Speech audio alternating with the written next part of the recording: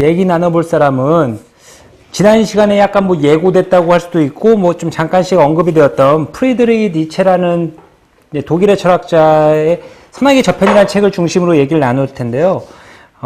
니체라는 사람의 이름은 얼핏 들어보실 수도 있고 뭐 나름 뭐 유명하니까 뭐 이렇게 어디선가 좀 이렇게 낯익을 수가 있을 것 같아요. 그래서 뭐 근데 막상 니체라는 사람의 이름을 들어보거나 아니면 뭐 잘 모르더라도 이렇게 막상 그 사람의 관심이 생겨서 읽어보면 이 책이 만만치가 않거든요. 그러니까 좀 왜냐하면 그러니까 우리가 알고 있던 어떤 상식이라고 있잖아요. 그러면서 이게 착한 게 좋은 거고 뭐 부모님 말씀 잘 들어야 되고 어떤 뭐 사회에 충성을 다하고 질서를 잘 지켜야 된다. 뭐 여러 가지 어떤 도덕 규범들이 있는데 니체는 거기에 이렇게 의문표를 붙이는 사람이거든요.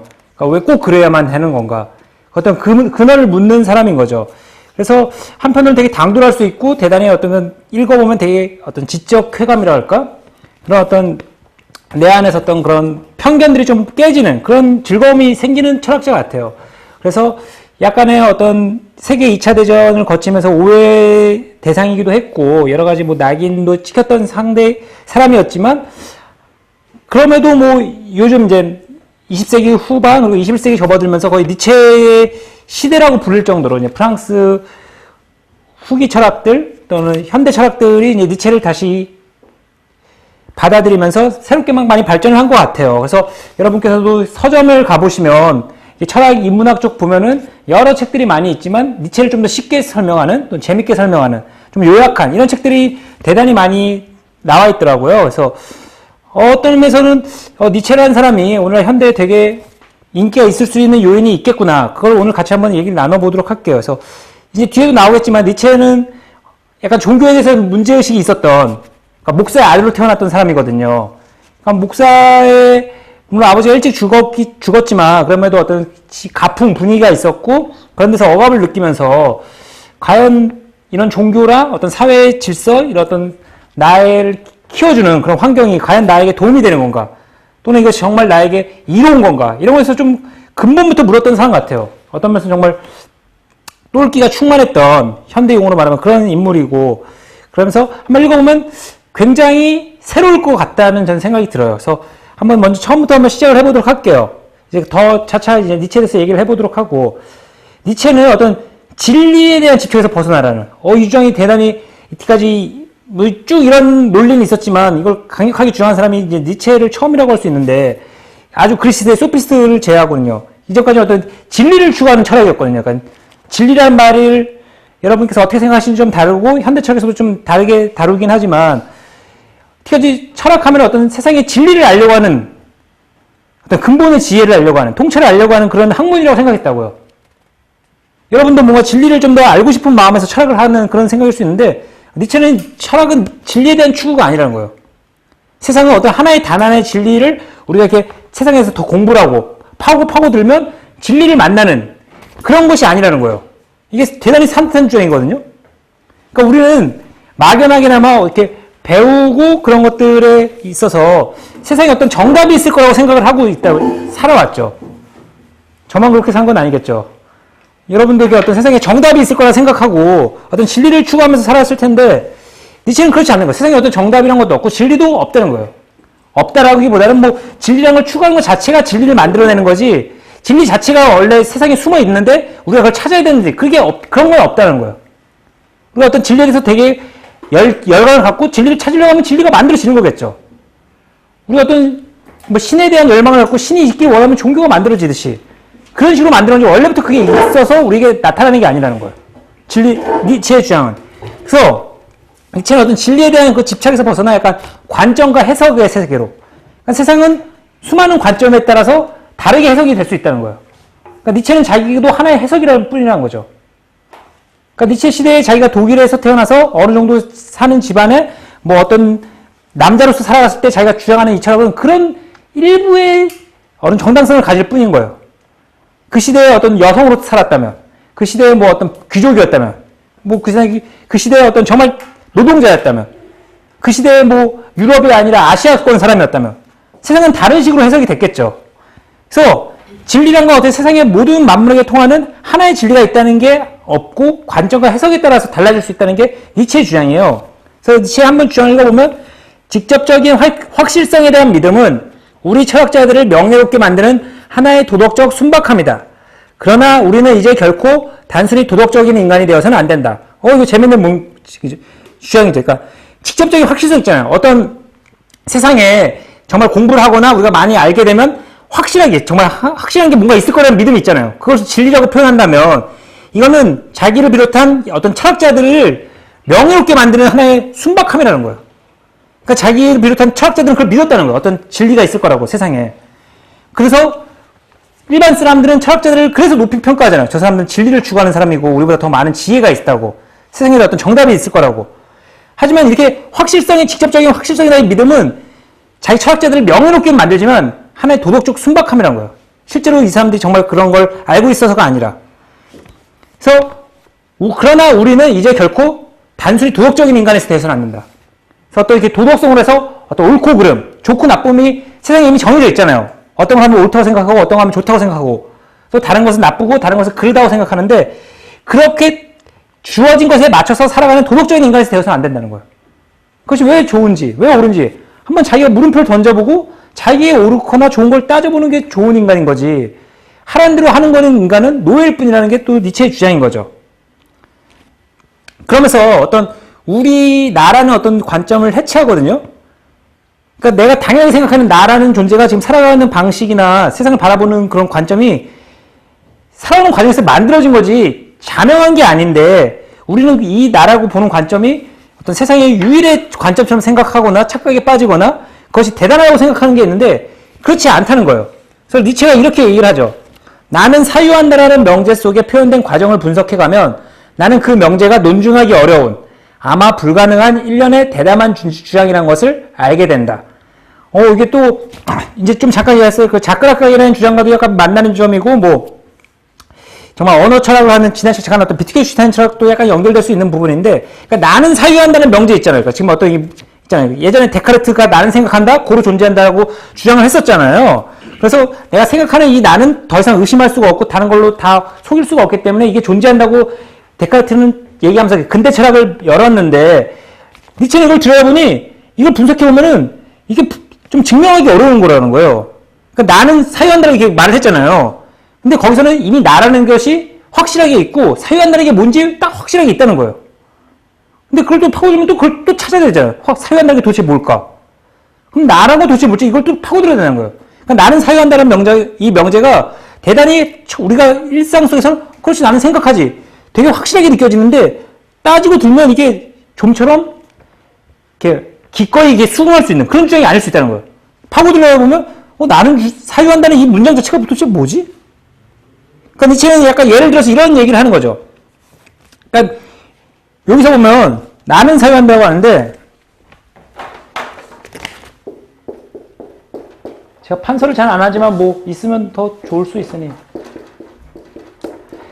이 나는 사유한다는 이 문장을 보면 여기서는 이 말 자체가 뜻을 하는 거는 그럼 나는 사유하지 않는다가 있을 수 있잖아요. 그러니까 이 문장 자체가 반대의 뜻으로 나는 사유하지 않을 때가 있잖아요. 안 보이죠?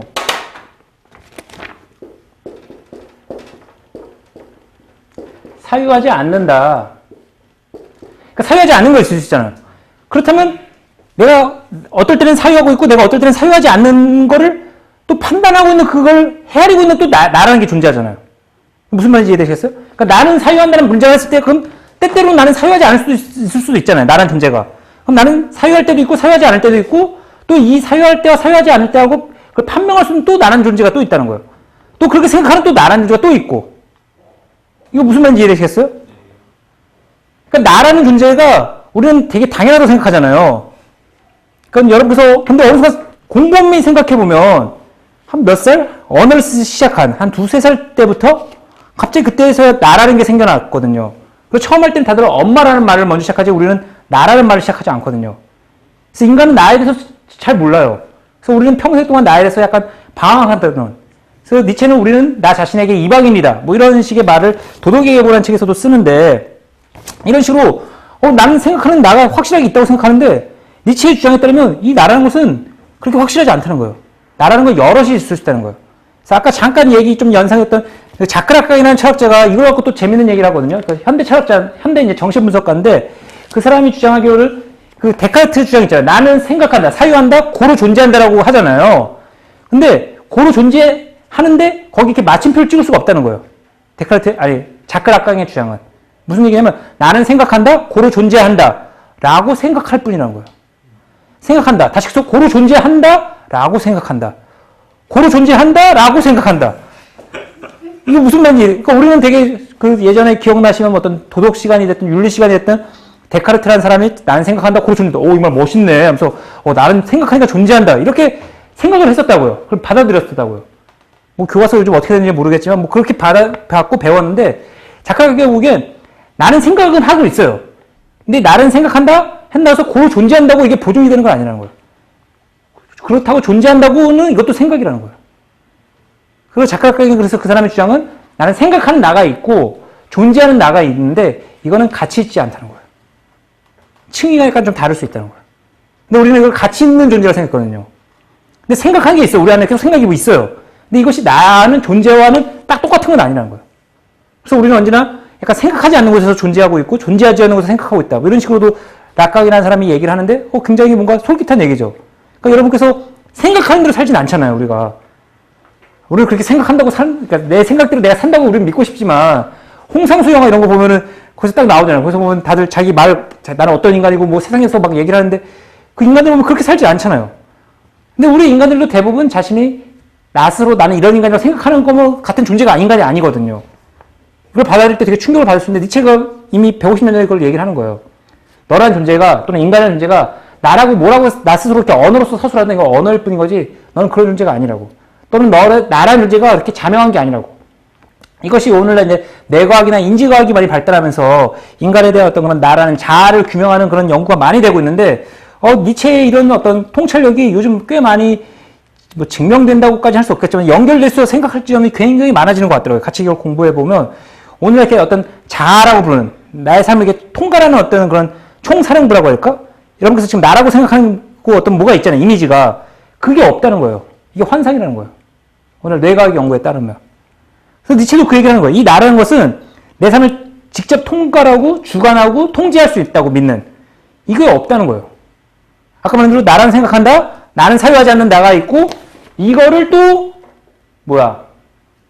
뭐랄까 이렇게 측정하고 뭐 헤아리고 검사하고 통제하려고 하는 이걸 생각하는 내가 또 있을 수 있는데 이 나를 또 생각하는 또 다른 나가 있을 거고 이게 끝없이 나라는 거는 언어 속에서 계속 늘어날 뿐인 거지 어떤 특정한 딱 하나의 나가 있지는 않다는 거예요. 인간에게. 이거 처음으로서 약간 좀 저는 충격을 좀 받을 수 있었거든요. 그러니까 왜냐면 우리는 나라는 것이 당연하게 있다고 생각하는데 그래서 여기서 나온 비유는 아니고 다른 책에서 나온 비유지만 니체가 또 산뜻한 비유를 들어요. 그러니까 우리의 영혼이나 불리는 거는 꿀벌 같다는 거예요. 근데 꿀벌이 막 우리가 나라는 걸 위해서 나는 이런 인간이야. 나는 되게 예민하고 또 나는 되게 강직해. 나는 뭐 성실해. 나 스스로 어떻게 꿀들을 모아온다고요. 나라는 존재를. 하지만 실제 나라는 존재는 그 꿀들이 모이는 벌통이라는 거예요. 무슨 얘기냐면 내 지금 영혼이랑 나 생각이 계속 있잖아요. 우리 생각이. 이 생각은 실제로 어떤 꿀벌처럼 이렇게 막 돌아다니면서 이렇게 나라는 걸 찾아다니고 있지만 실제로 중요한 건 이 꿀벌이 다시 모이는 내 벌집. 이게 진짜 나라는 거예요. 바로 우리 신체. 이게 나예요. 당연한 생각인가요? 그래 몸이 나지. 그러니까 몸에서 나에서 발생하는 어떤 부수 현상이 정신이라는 거예요. 실제로는 육체가 전부다. 이게 니체 주장이에요. 그리고 이건 뇌과학이나 뭐 어떤 뭐 여러 통찰과 되게 만나는 점이 있는. 그래서 그 한번 읽겠어요? 즉 하나의 사상은 하나의 사상은 그 사상이 원할 게 오는 것이지 내가 원할 게 오는 것이 아니다. 그렇기 때문에 나는 그 생각한 자의 조건이라고 말하는 것은 사실을 왜곡하는 것이다. 그 무엇이 생각한다. 그러나 이런 그 무엇이 바로 저 오래되고 유명한 나라고 한다면 부드럽게 말한다고 해도 단지 하나의 가정일 뿐이고 주장일 뿐 특히 직접적인 확실성은 아닌 것이다. 결국 이미 이러한 그 무엇이 생각한다는 것으로 너무나 충분하다. 이미 이러한 그 무엇에는 사용 과정에 대한 하나의 해석이 함축되어 있으며 과정 그 자체에 속한 것은 아니다. 그러니까 하나의 사상이죠. 여러분이 어떤 뭐 사상이라고 할 수 있고 어떤 생각이라고 표현할 수 있다면 이거는 그 사상이 자기 스스로 발생하는 거지 내가 한다고 하는 게 아니라는 거예요. 그러니까 여러분께서 생각을 멈춰보세요. 그러니까 내 생각이 나의 것이라면 여러분 생각을 통제할 수 있어야 되거든요. 나 지금 생각 안 하지? 멈춰있다가 나 이제부터 뭐 과학에 대해서 생각을 해볼까? 예술에 대해서 생각해볼까? 이게 내 생각이 나의 거라면 내가 통제할 수 있어야 된다고요. 근데 저는 통제가 안 되거든요. 머릿속에 그냥 그 생각들이 나잖아요. 그 얘기를 하는 거예요. 그 사상이 자기가 나올 때 나오는 거예요. 그냥 내가 하는 게 아니라는 거예요. 생각이라는 것 자체가. 그렇기 때문에 나는 수로 생각한다의 조건이라고 말하는 것은 사실 왜곡하는 거예요. 그래서 내가 있었기 때문에 생각한다고 얘기를 하는데 그게 아니라는 거예요. 생각하기 나오기 때문에 나라는 게 만들어진다는 거예요. 나라는 어떤 그 이미지가 내가 있어서 생각하는 게 아니라 그래서 이렇게 얘기하는 거예요. 그 무엇이 생각한다. 우리 안에 어떤 그 무엇이 그냥 생각하는 거고 그걸 나는 나라고 믿고 살아간다는 거예요. 그러나 이런 그 무엇이 바로 저 오래되고 유명한 나라고 우리는 보통 그걸 나라고 믿죠. 내가 생각한다고. 그래서 그 유명한 나라고 생각한다면 부드럽게 말한다고 해도 그건 단지 하나의 가정이야. 가정이고 주장일 뿐이고 직접적인 확실성은 아니라는 거예요. 우리는 그게 확실하다고 믿거든요. 내가 생각하는 거지. 근데 이렇게 주장되고 가정할 수 있는 것뿐인 거지 증명된 게 아니라는 거예요. 결국 이미 이러한 그 무엇이 생각한다는 것으로 너무나 충분하다. 이미 이러한 그 무엇에는 사유 과정에 대한 하나의 해석이 함축되어 있으며 과정 그 자체에 속한 것은 아니다. 그래서 이미 우리 안에 어떤 그 무엇이 생각한다는 거예요. 내가 생각하는 게 아니라.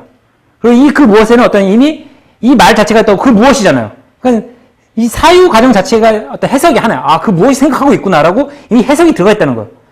저는 그게 언어일 뿐인 거지 우리 안에서 어떤 뭔가 작동을 하는 거예요. 근데 우리는 그 무엇이 생각한다. 또는 내가 생각하고 있다. 이렇게 해석을 이미 한 거라는 거예요. 실제로 그거 자체를 우리는 잘 알 수가 없죠. 우리는 다만 언어로서 그걸 최대한 해석을 해보려고 그 사실이라고 할 수는 없겠지만 뭔가 최대한 근접해서 뭔가 설명을 해보려고 노력을 할 뿐인 거지 그것 자체는 아니라는 거예요. 그래서 우리는 보통은 다 내가 생각한다고 믿거나 니체 같은 경우는 그 무엇이 생각한다면서 관점을 좀 변화시켜주지만 그 자체가 이미 하나의 해석일 뿐이라는 거예요. 그래서 이걸 얘기를 약간 종합해보면 니체가 그래서 이런 얘기하죠. 나란, 자란, 사유 자체에 의해 만들어진 종합에 불과한 것이다. 그러니까 내 안에 어떤 계속 생각들이 있어요. 어떤 거 싫고 어떤 거 좋고 나는 누군가 만나고 싶고 누군가는 연락 오면 싫고 뭐 어떤 거는 먹고 싶고 또 어떤 거는 이렇게 목마르고 뭐 또 여러 수많은 감정들의 생각들이 있잖아요. 그걸 내 안에서 내 두뇌가 총괄해서 나라는 것이 만들어지는 뿐이라는 거예요. 어떤 특정한 내가 24시간 365일을 그걸 딱 관장하면서 어떨 때는 어떻게 판단하고 그렇게 하지 않는 거예요. 그냥 자동화돼 있어요. 그러니까 여기 오실 때 여기 첫날 때는 처음 오시니까 아마 여기가 어디지 하면서 이렇게 골목이랑 막 이런 데를 참 좀 두리번거리셨을 거 아니에요. 두 번째 쪽 오실 때는 좀 약간 익숙해지니까 그만큼 생각이 없고 그냥 딴 생각을 하면서 오실 거예요. 아니에요? 여기 오는데도 막 어딜까 막 이렇게 생각하시나요? 그러니까 어느 순간 내 생각이 그냥 자기 멋대로 작동이 되는 거고 내 몸은 그냥 따라가는 거죠. 처음에는 이게 거의 일치가 됐을 수 있지만 그래서 우리는 아주 드문 순간 내 생각과 내 신체가 일치하는 드문 순간이 있어요. 그 순간에 어떤 깨어있다고 해야 될까? 살아있을 때. 어떤, 그때는 약간, 근데 오히려 약간 불안하거나 공포인 상황이 많아요. 아니면 엄청 즐겁거나.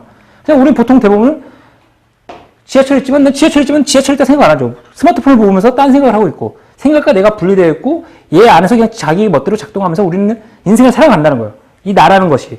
그래서 니체는 이렇게 쓰는 거죠. 어느 누구도 쉽게 그 궁극적 의도를 간파할 수 없는 표면에 나타난 영혼과 배후에 숨겨진 영혼을 가지고 있으며, 그 누구의 발도 마지막까지 내디딜 수 없는 정령과 배후를 가지고 있다. 그러니까 니체는 글을 읽으면 읽을수록 이 사람 거의 문학가거든요. 그래서 이 사람의 지난 시간에 잠깐 나왔던 짜라투스트라는 이렇게 말했다는 문학 전집에 들어가 있을 정도로. 그래서 청소년 애들이 그걸 읽으면 무슨 얘기인지 알 수가 없는 책이긴 하지만 아무튼 뭐 이렇게 글이 정말 현란하면서도 비유가 되게 화려해요. 그래서 여기서 얘기한 것도 그냥 우리는 나라는 존재를 잘 알 수 없다. 그게 아니라 표현을 이렇게 한 거죠. 순간 겉으로 드러난 궁극적 의도를 간파할 수 없는 표면에 어떤 표면에 나타난 것과 배후에 숨겨진. 그러니까 우리가 겉으로 내가 어떤 걸 해요. 누구한테 당신 뭐 멋있군요. 그 말을 보통 그걸 받아들이지만 그 밑에 어떤 저희가 있는지 그걸 우리 누구도 간파할 수 없다고요. 본인 자신도 잘 모를 수 있어요. 내가 누군가에게 호의를 보내지만 이 호의에 어떤 욕망이 있고 어떤 꿈꾸가 있는지 내가 의식할 수도 있고 못할 수도 있지만 여러 가지 의미가 있을 수 있거든요. 그걸 이렇게 막 표현하는 거예요. 표면에 나타나는 영혼과 배후에 숨겨진 영혼. 궁극적으로 간파할 수가 없는. 그리고 그 누구의 발도 마지막까지 내릴 수 없는 정경과 배경. 배경도 있고 정경, 막 엄청나게 달려가서 나는 어떤 일일까 막 알려고 해요. 하지만 그 누구도 그 끝까지 도달할 수 없다는 거예요. 나라는 존재가 이렇게 미궁 같은 심연인, 알 수가 없는 그런 수수께끼가 인간이라는 존재고 우리는 거기서 이렇게 나란 걸 확실하다고 믿고 살면서 늘 자꾸 놀라는 나는 왜 이러지? 살면서 이런 걸 경험을 할 때 이제 우리는 철학을 하게 되는 거죠. 소스라칠 때, 놀랄 때. 이런 걸 경험을 안 하셨다면 인문학에 별로 관심을 요즘 열풍이 분다니까 관심을 가질 수는 있지만 정말 본격 탐색하기 쉽지 않아요. 한 번이라도 나 자신에 대해서 소스라쳐야 많이. 난 도대체 뭘까? 나 왜 이러지? 나 스스로가 좀 실망도 하고 좌절도 할 때. 그래서 니체는 우리가 보통 생각하는 나라는 정신이 있고 그 정신을 잘 길들여서 내 신체를 잘 통제하는 그래서 착한 어린이가 되고 뭐 좋은 시민이 되고 이렇게 만들어지는 그걸 부정하죠. 그런 건 없다는 거예요. 오히려 인간이라는 존재 자체가 그런 의식의 존재가 아니라 힘의 의지가 작동하는 존재. 지난 시간 잠깐 생각해보면 쇼펜하우어가 의지란 말을 했었잖아요. 우리 삶을 이끌어가는 의지다. 그거를 이제 니체도 어느 정도는 받아들인 거죠. 실제로 우리 인간은 그런 의지의 존재라는 거예요. 근데 의지가 힘의 의지, 어떤 계속 나 자신을 더 키우려고 하는 어떤 힘을 추구하는 그런 존재라는 거예요. 그래서 생명 그 자체는 힘의 의지다. 그럼 말벌이 됐던 무궁화 꽃이 됐던 우리 인간이 됐던 코끼리가 됐던 사자가 됐던 다들 자기의 생명을 더 발현하려고 하는 그런 존재라는 거예요. 때때로 인간은 뭐 놀랍게도 자기 목숨을 끊을 수도 있겠지만 그 목숨을 끊는 순간조차도 이걸 통해서 어떤 걸 달성하려고 하는 의지가 발현되는 거거든요. 그러니까 그 밑바닥에 언제나 그런 힘의 의지가 있다는 거예요. 인간이라는 존재는. 다른 생명들은 오히려 대놓고 그 힘의 의지를 추구하고 그래서 우리 안에는 어떤 하나의 나라는 존재가 그런 욕망이 있고 이심으로 갖고 있는 게 아니라 내 안에 수많은 욕망들이 싸우고 있고 어떨 때는 얘가 이겨서 이런 모습이 나오고 어떨 때는 또 때로는 뭐 이런 욕망이 나와서 이걸 또 다른 모습이 나오는 이게 시시각각 상황에 따라서 변화하는 존재가 인간 또는 생명이라는 거예요. 그래서 모든 의지의 행위 속에 하나의 지배하는 사상이 있다. 그러니까 우리 인간의 안에는 어떤 감정과 느낌이 있어요. 어떤 것에 감정도 생기고 어떤 느낌이 생기잖아요. 그게 의지가 되는데 또 그 밑바닥에 어떤 나의 어떤 지배하는 어떤 사상, 정주가 있다는 거예요. 어떤 사람은 뭐 세상을 좀 더 이롭게 하고 싶다든지 또는 자기는 어떤 성실한 인간이 되려고 한다든지 또 그 지배하는 사상이 내 안에 욕망과 느낌들을 계속 좀 통제하려고 노력을 하죠. 하지만 그렇다고 해서 그것들이 다 사라지는 게 아니에요. 계속 내 안에서 갈등이 생겨나고 내 안에 다른 욕망들이 솟구쳐 오르죠. 부글부글 용암이 끓듯이. 그래서 이것들을 계속 통제하려는 어떤 명령의 정서가 있다는 거예요. 내 안에 어떤 힘이 센 얘가 있어요. 어떤 욕망 같은 게. 그러니까 난 착한 인간이 되고 싶어요. 근데 내 안에는 또 착하지만 않잖아요, 인간은.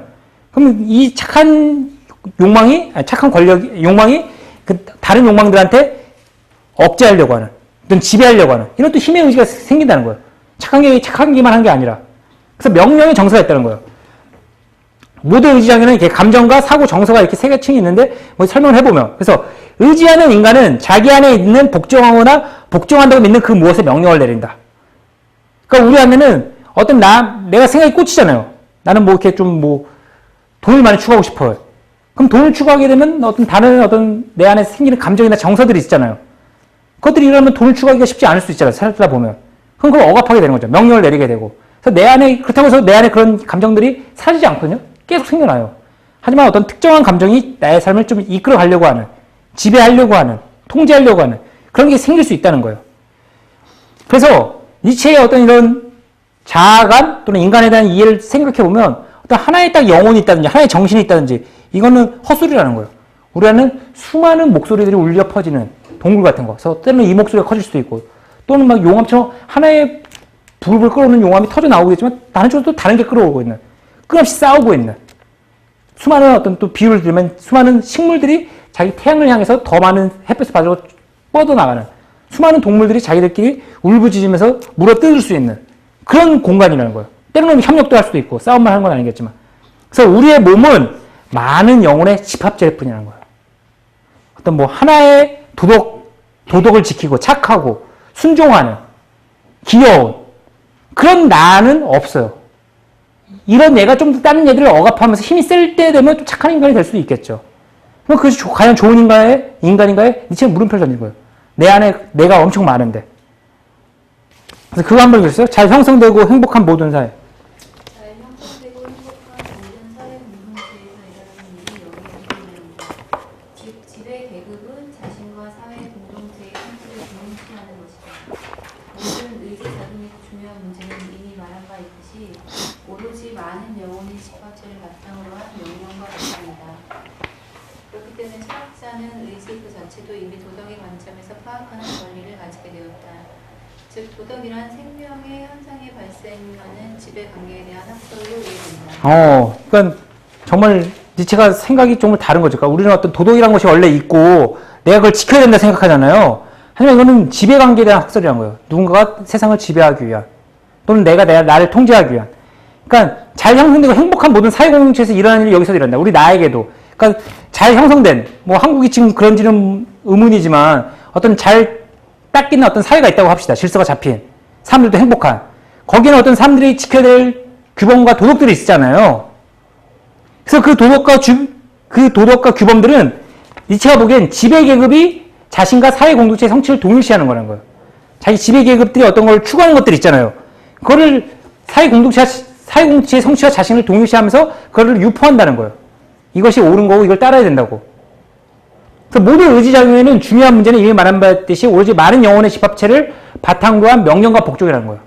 거기는 당연하게 그걸 따라야는 우리는 지금에서는 뭐 이렇게 착하게 살아야 된다. 뭐 법을 지키자. 이런 것이 좋은 말들일 수도 있지만 지금 생각해보면 이게 상식처럼 생각하는데 니체가 보기에는 그거는 하나의 명령과 복종이라는 거예요. 그러니까 이 세상 처음을 딱 생각해보면 처음에 법이나 명령 이런 것도 없었겠죠. 그냥 인간들끼리 뭐 싸우기도 하고 뭐 이렇게 뭐 자기들끼리 뭐 나름의 어떤 법이 지켜야 될 거는 나중에 생겨난다는 거예요. 인간들이 있고 난 다음에야. 근데 우리는 그걸 뒤집어서 생각해서 원래 그런 것이 있고 우리가 따라야 된다고 지금 생각하고 있다고요. 근데 지금 그걸 한 번도 생각해보지 않은 관점에서 얘기를 하는 거죠. 우리가 지금 따르는 거는 그 어떤 지배계급이 또는 어떤 힘센 사람들이 명령하고 우리는 그걸 복종하는 거라는 거야. 그걸 당연히 해야 되는 것이 아니라.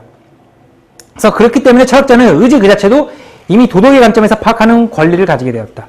그래서 철학자들은 의지 자체가 원래 있는 건데 이걸 약간 도덕의 관점에서 막 파악을 하려고 하는. 그래서 도덕이란 생명의 현상에 발생하는 학설로 이해된다. 그래서 이 어떤 생명의 현상에서는 계속 이게 뭔가 더 세고 계속 하잖아요. 삶 사이에서도 어떤 권력 관계가 형성이 되고. 그래서 이걸 어떤 생명의 현상에서 발생하는 건데 그러면서 이게 누가 더 세고 약한에 따라 약간 지배관계가 형성되는 건데 그렇게 해서 만들어진 게 도덕이라는 거예요. 이해되시겠어요? 이거 약간 되게 충격일 수 있거든요. 그러니까 우리는 도덕이라는 것은 원래 인간이라면 당연히 지켜야 되는 거 아니야. 이렇게 생각을 했다고요. 상식이나 이런 것도 지켜야지.